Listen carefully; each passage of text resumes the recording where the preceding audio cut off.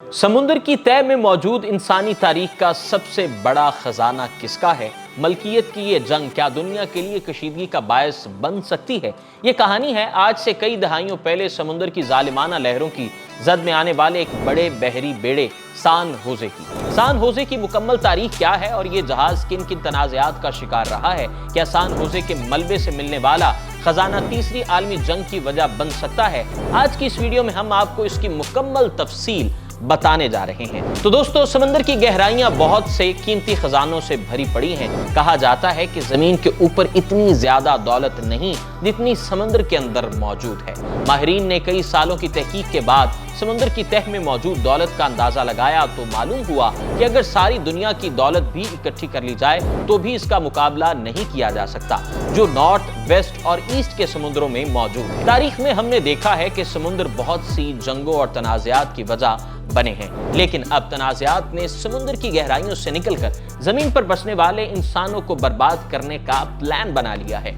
उसकी वजह समुद्र के अंदर बहुत से खजाने ऐसे भी हैं जो दुनिया के कई मुल्कों के दरमियान बड़ी जंगों की वजह बन सकते हैं। सतह समंदर से हजारों मीटर नीचे ऐसे मादनियाती वसाइल के बड़े जखीरे मौजूद हैं जिसकी मदद से न सिर्फ दुनिया में तवानाई का शोबा तरक्की कर सकता है बल्कि मौसमियाती तब्दीली के खिलाफ जंग में भी मदद मिल सकती है। तो दोस्तों, जब इन मादनियात का इस्तेमाल अस्करी साजो सामान और हथियार बनाने में भी किया जा सकता है, यही वजह है कि अब दुनिया के बहुत से मुल्कों ने समुद्र में पाई जाने वाली इस टेक्नोलॉजी के मालिक होने का दावा कर लिया है, जिसके बाद यूं लगता है कि अब वो वक्त ज्यादा दूर नहीं जब सब एक बड़ी तीसरी आलमी जंग की वजह बन जाएंगे। व्यूअर्स, हाल ही में चीन और रूस की कुछ प्राइवेट कंपनियों ने इन मादनियात को अपनी मलकियत करार दिया है, जिसके बाद ये दोनों मुल्क इस टेक्नोलॉजी पर कब्जा करने की दौड़ में लग गए हैं। लेकिन इस रेस में जो खजाना इस वक्त सभी मुल्कों की नजरों में खटक रहा है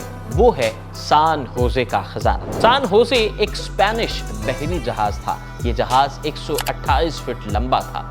1698 में इस जहाज को स्पेनिश कंपनी ने तैयार किया। इस बहरी जहाज को जंगी मकासद के लिए तैयार किया गया था और इसमें 64 मशीन गन नस्ब की गई थी, जिसकी वजह से ये अपने हदफ का बासानी निशाना बनाने की सलाहियत रखता था। अभी सान होजे को तैयार हुए सिर्फ 2 साल का अरसा ही हुआ था कि ये खानदानी तनाज़ात का शिकार हो गया। इस तनाज़े की असल वजह तख्त की जंग थी जो उस वक्त के बादशाह चार्ल्स दोम और फ्रांसीसी एम्पायर के दरमियान थी। 1700 में चार्ल्स दोम का इंतकाल हो गया और इसकी कोई औलाद नहीं थी। दूसरी तरफ फ्रांस के एम्पायर लुइस का पोता था जिसे फ्रांस की मुकम्मल हिमायत हासिल थी। जंग इन ही 2 खानदानों के दरमियान थी। तीसरा बड़ा मसला ये था कि स्पेनिश तख्त पर किसको बैठना है। इसकी असल वजह थी जो भी इस तख्त पर बैठता सान होजे का कंट्रोल उसी के हाथ में था, जिसकी वजह से वो अटलांटिक ओशियन पर कंट्रोल हासिल कर सकते थे। ताहम सान होजे एक तवील अरसे तक बरतानिया, स्पेन और यूरोप के दूसरे मुल्कों में तजारत का एक अहम जरिया भी था। लेकिन आज से तकरीबन 300 साल पहले बरतानिया ने कोलंबिया की साहिली पट्टी पर सान होजे को तबाह कर दिया। इस जहाज में सोना, चांदी और कीमती हीरे थे जिनकी मालियत आज के हिसाब से अरबों डॉलर्स में है। लेकिन जब इस समुद्र की तह में इसे ढूंढ कर निकाला गया तो इसके बाद से ही एक बहस जारी है कि आखिर ये खजाना किसकी मलकियत है। कोलंबिया और स्पेन दोनों इस खजाने की मलकियत के दावेदार हैं।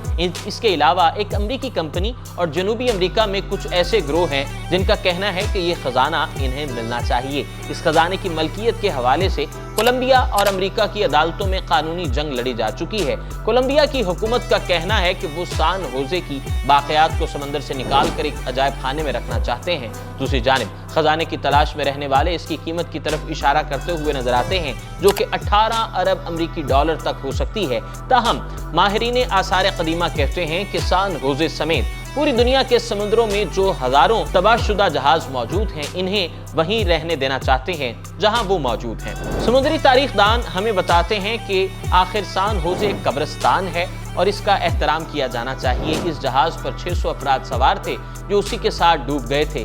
सान होजे पर किताब लिखने वाली तारीखदान कार्ला रॉन फिलिप्स कहती हैं कि ये एक पेचीदा सूरत हाल है और मुझे इसका कोई आसान हल नजर नहीं आता।